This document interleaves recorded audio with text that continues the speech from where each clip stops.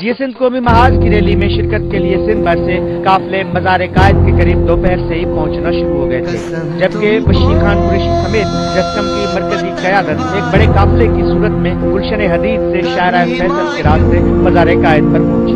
اس دوران شاہراہ فیصل پر traffic jam رہا۔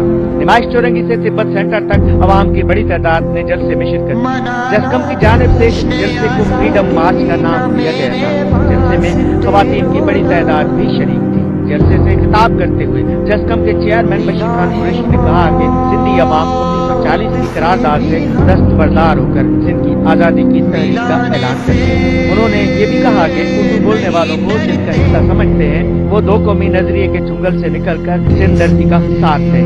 ہم ثابت کرنا چاہتے ہیں کہ ہم سندھی ایک علیحدہ قوم ہے، جنہیں اپنی ثقافت ہے، اپنا کلچر ہے، اپنا زبان ہے، اپنی سیاسی روایات ہے۔ عالمی طور سے منل قومن کے حق آزادی والے اصول کے آدھار سے پانجا سیاسی، اقتصادی، کلچرلی خوشحالی ऐं तरक़ी जा फ़ैसिला करण जा हक़दार आहियूं।